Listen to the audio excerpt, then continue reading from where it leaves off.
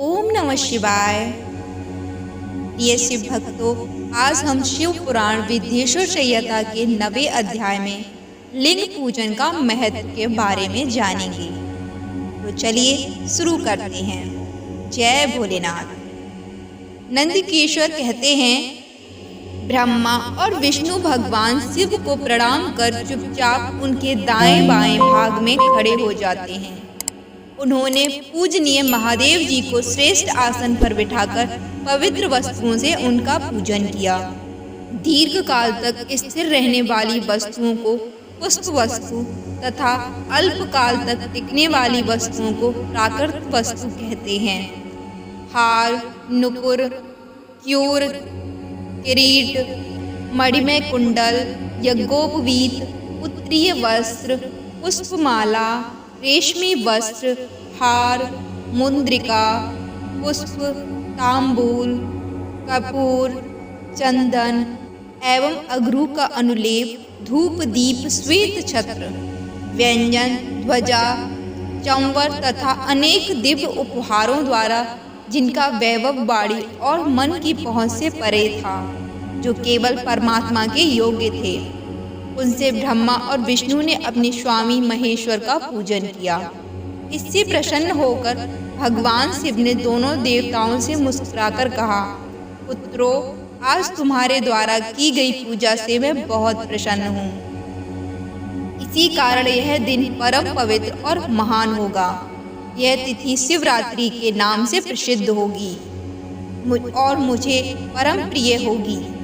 इस दिन जो मनुष्य मेरे लिंग अर्थात निराकार रूप की या मेरी मूर्ति अर्थात साकार रूप की दिन रात निराहार रहकर अपनी शक्ति के अनुसार निश्चल भाव से यथोचित पूजा करेगा, वह मेरा परम प्रिय भक्त होगा।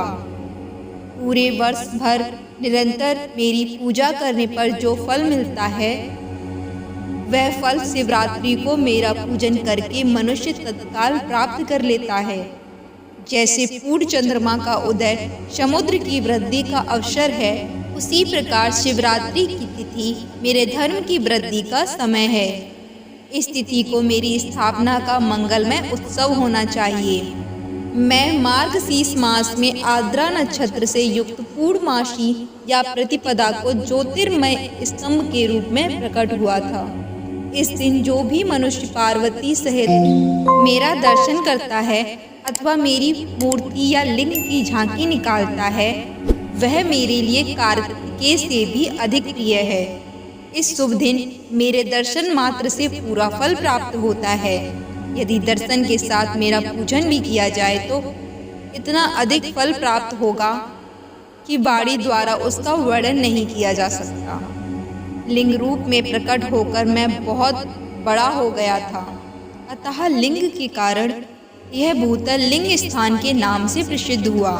जगत के लोग इसका दर्शन और पूजन कर सकें, इसके लिए यह अनादि और अनंत ज्योति स्तंभ अथवा ज्योतिर्मय लिंग अत्यंत छोटा हो जाएगा।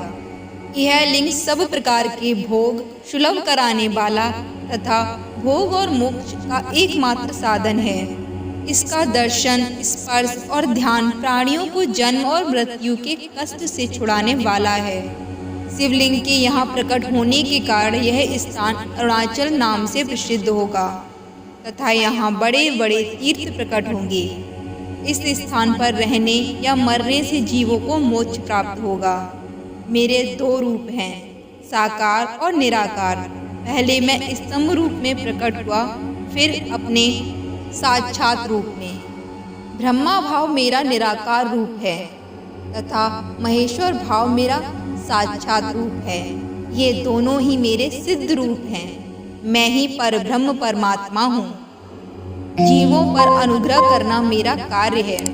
मैं जगत की वृद्धि करने वाला होने के कारण ब्रह्मा कहलाता हूँ। सर्वत्र स्थित होने के कारण मैं ही सबकी आत्मा हूँ। सर्ग से लेकर अनुग्रह तक जो जगत संबंधी 5 कृत्य हैं, वे सदा ही मेरे हैं। मेरी ब्रह्म रूपता का बोध कराने के लिए पहले लिंग प्रकट हुआ। फिर अज्ञात ईश्वर तत्व का साक्षात्कार कराने के लिए मैं जगदीश्वर रूप में प्रकट हो गया। मेरा सकल रूप मेरे ईश तत्व का और निष्कल रूप मेरे ब्रह्म स्वरूप का बोध कराता है। मेरा लिंग मेरा स्वरूप है और मेरे समीप की प्राप्ति कराने वाला है।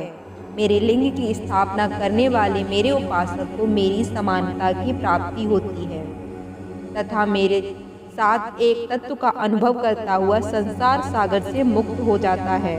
वह जीते जी परमानंद की अनुभूति करता हुआ शरीर का त्याग कर शिवलोक को प्राप्त होता है, अर्थात मेरा ही स्वरूप हो जाता है। मूर्ति की स्थापना लिंग की अपेक्षा गौड़ है। यह अन्य भक्तों के लिए है जो शिव तत्व के अनुशीलन में सक्षम नहीं है। हर हर महादेव।